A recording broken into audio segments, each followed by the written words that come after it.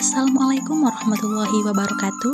Halo teman-teman, perkenalkan kami dari kelompok 3 kelas B Mikroekonomi. Nah, pada pekan ini kita sudah berada pada topik materi teori tingkah laku konsumen. Nah, pada kesempatan kali ini kelompok kami mendapatkan bagian untuk menjelaskan paradoks nilai, surplus konsumen, contoh angka, hingga grafik surplus konsumen. Selamat menyaksikan. Baik, perkenalkan nama saya Maur Azahra dengan NIM 2209015000032 dari kelas B. Nah, pada kesempatan kali ini saya mendapatkan bagian untuk menjelaskan materi mengenai paradoks nilai dan surplus konsumen. Nah, materi pertama yaitu paradoks nilai. Nah, di sini teman-teman terdapat kata paradoks. Apa sih makna dari kata paradoks itu sendiri? Nah, paradoks itu sendiri merujuk kepada sebuah pernyataan atau situasi yang nampaknya tidak masuk akal, namun jika ditelusuri secara mendalam itu mengandung makna kebenaran. Nah, sama halnya dengan harga berlian dan harga air ini. Jadi teman-teman, sebelum teori nilai guna itu dikembangkan, para ahli ekonomi menghadapi kesulitan dalam menjelaskan perbedaan antara harga berlian dan harga air itu sendiri. Meskipun seperti yang kita ketahui teman-teman bahwa dalam kehidupan sehari-hari air itu lebih penting dibandingkan dengan berlian, namun kenyataan menunjukkan bahwa harga air itu lebih murah dibandingkan dengan harga berlian. Nah, terkait hal ini teman-teman, terdapat dua alasan mengenai mengapa terjadi perbedaan antara harga air dan harga berlian itu sendiri. Yang pertama itu dilihat dari biaya produksi.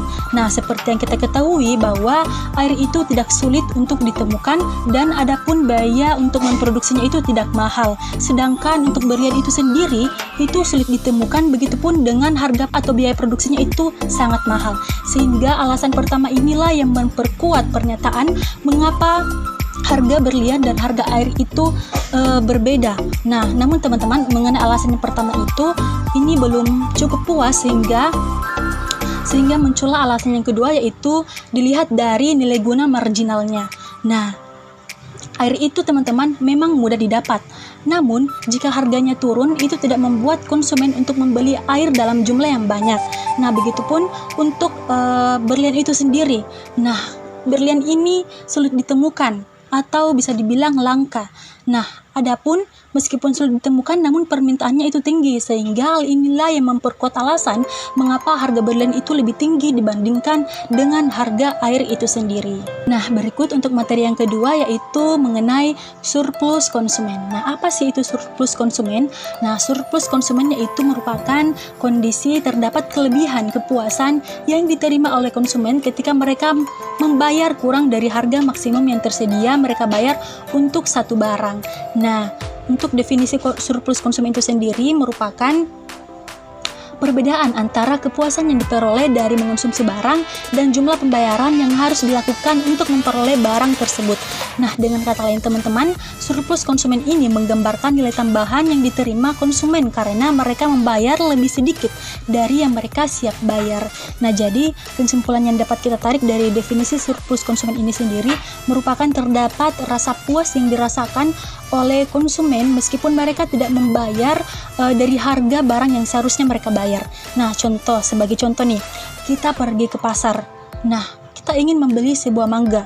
Nah, mangga yang tadi kita siap bayar itu dengan nilai misalnya nih, kita siap membayar harga mangga tersebut senilai Rp1.500. Namun sesampainya kita di sana, kita hanya diberikan harga Rp1.000 saja. Nah, yang tadinya kita menikmati harga mangga tersebut dengan nilai Rp1.500, namun pada akhirnya kita bisa menikmati mangga tersebut dengan harga Rp1.000. Nah, di sini kan terdapat perbedaan antara harga Rp1.000 dengan harga Rp1.500. Nah, senilai Rp500. Nah, Rp500 inilah yang dianggap sebagai surplus konsumen. Perkenalkan, nama saya Nurul Hikmah dengan NIM 2209015000031 dari kelas B. Di sini saya akan menjelaskan mengenai contoh angka. Sebelum itu, saya akan menjelaskan dulu mengenai surplus konsumen. Jadi, surplus konsumen ini merupakan suatu keuntungan atau kepuasan lebih yang didapatkan oleh seorang konsumen ketika membeli suatu barang dengan harga yang lebih murah dari yang mereka rela bayar. Jadi, surplus konsumen ini dapat terjadi ketika harga suatu barang lebih murah dari yang diperkirakan, tetapi keuntungan ini bisa berkurang jika kita mengonsumsinya terlalu banyak. Nah, pada layar di sini adalah penjelasan tentang bagaimana surplus konsumen terwujud. Jadi, ini adalah contoh surplus konsumen yang dinikmati seorang pembeli mangga. Jadi, pada kolom pertama ini terdapat jumlah konsumsi mangga setiap minggu. Jadi untuk mangga pertama, kedua, sampai dengan mangga ke-8. Nah, untuk kolom kedua sendiri ini, yaitu harga yang bersedia dibayar konsumen. Jadi ini kolom kedua menunjukkan berapa banyak konsumen yang bersedia untuk membayar masing-masing mangga. Jadi misalkan untuk mangga pertama, nah harga yang bersedia dibayar konsumen itu 1.700 sampai dengan mangga ke-8. Kemudian kolom ketiga ini yaitu surplus konsumen jika harga mangga Rp700 per buah. Jadi Rp700 per buah ini merupakan harga pasar. Kemudian pada kolom 3 ini menunjukkan bahwa surplus konsumen untuk setiap mangga itu Rp700 per buah. Nah, surplus konsumen untuk setiap mangga itu merupakan selisih antara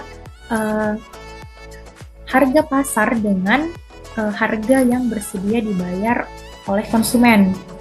Jadi, misalkan di sini untuk mangga pertama, harga pasarnya kan Rp700 per buah. Nah, harga yang bersedia dibayar konsumen itu Rp1.700. Jadi, selisihnya itu Rp1.000.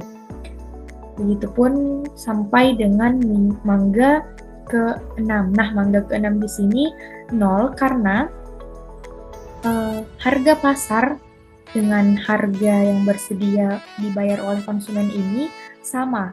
Jadi, dia surplus konsumennya itu 0. Kemudian untuk mangga ke-7 dengan mangga ke-8 ini, dia tidak memiliki surplus konsumen karena di sini konsumen berhenti untuk membeli mangga pada mangga ke-7 dan ke-8 karena harga pasarnya ini lebih tinggi dari harga yang bersedia untuk dibayar konsumen. Artinya jika konsumen ingin membeli pada mangga ke-7 dan ke-8, berarti konsumen ini harus mengeluarkan bayar uang yang lebih tinggi, yaitu sama dengan harga pasar atau di atas dari harga pasar. Nah, jadi di sini negatif. Makanya konsumen berhenti untuk membeli mangga pada mangga ke-7 dan ke-8. Kemudian untuk kolom keempat yaitu jumlah surplus konsumen.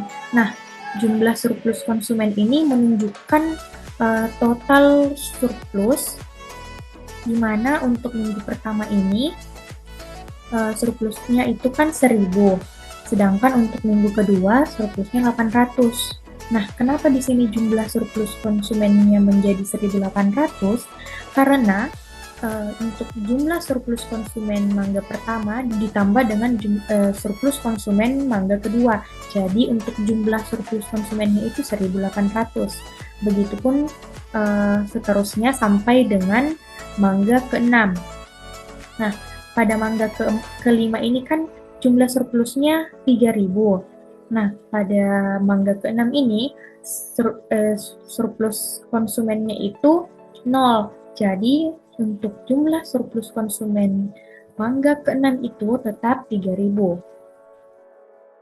Jadi, konsumen memperoleh surplus konsumen dari membeli 6 mangga dengan total surplus 3.000. Nah, surplus konsumen ini menunjukkan kepuasan lebih yang diterima konsumen ketika harga pasar lebih rendah dari nilai guna marginal yang mereka tempatkan pada barang tersebut. Sekian dari saya, terima kasih. Baik, sebelum saya melanjutkan memaparkan materi, perkenalkan nama saya Adinda Husnul Hatimah dengan NIM 220901500062. Nah, di sini saya akan menjelaskan bagaimana grafik umum surplus konsumen. Seperti yang telah dijelaskan oleh rekan saya, bahwa surplus konsumen merupakan perbedaan antara kepuasan yang diperoleh konsumen dari membeli barang dengan biaya yang dikeluarkan untuk membeli barang yang akan dibeli. Nah, jadi surplus juga dapat dijelaskan melalui grafik untuk memberikan gambaran visual bagaimana kelebihan kepuasan yang diperoleh oleh konsumen. Dapat dilihat dari layar, dapat dilihat gambar 7.3 ini pada garis P, yang garis P ini menggambarkan harga barang. Kemudian untuk garis Q atau sumbu Q ini menggambarkan jumlah barang yang dikonsumsi. Kemudian AOQB ini adalah total manfaat yang didapatkan konsumen dari mengonsumsi sejumlah barangnya. Contohnya seperti buah mangga. Kemudian untuk area OQBP ini menunjukkan jumlah uang yang benar-benar dibayarkan oleh konsumen untuk mendapatkan mangga tersebut. Nah, kemudian pada area ABB ini menggambarkan keuntungan atau kepuasan tambahan yang didapatkan konsumen karena mereka bersedia untuk membayar lebih tinggi dari harga yang sebenarnya mereka bayar.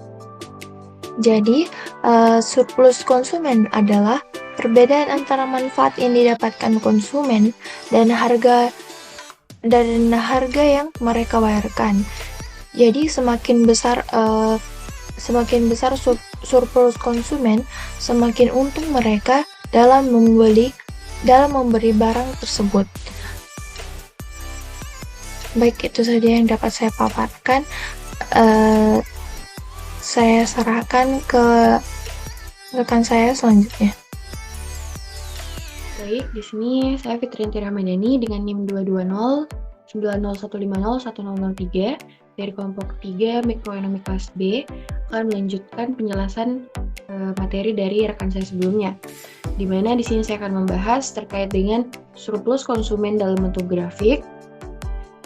Yang dimana penjelasan yang akan saya jelaskan pertama yaitu terkait titik DD, yaitu kurva permintaan dalam grafik ini dibentuk berdasarkan data dari tabel 7.3, di mana kurva ini menggambarkan harga maksimum yang bersedia dibayar oleh konsumen untuk setiap unit mangga.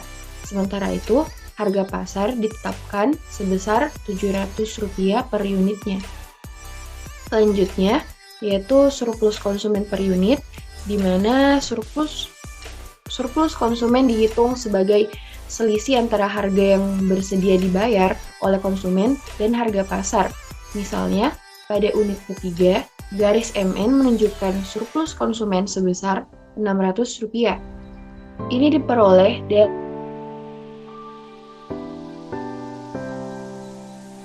dari selisih antara harga yang pasar yaitu Rp700. Di mana untuk mendapatkan total surplus konsumen, kita menjumlahkan surplus dari setiap unit yang dibeli, mulai dari unit pertama hingga unit ke-6. Dan dalam grafik ini, jumlah surplus ini direpresentasikan oleh luas area segitiga yang terbentuk antara kurva permintaan dan garis harga pasar, di mana saya dapat membuat kesimpulan, yaitu semakin tinggi harga yang bersedia dibayar dibandingkan dengan harga pasar, semakin besar surplus konsumen yang diperoleh. Dan di dalam grafik ini membantu dalam memahami bagaimana konsumen mendapatkan keuntungan dari harga pasar yang lebih rendah dibandingkan dengan nilai yang mereka berikan untuk suatu barang.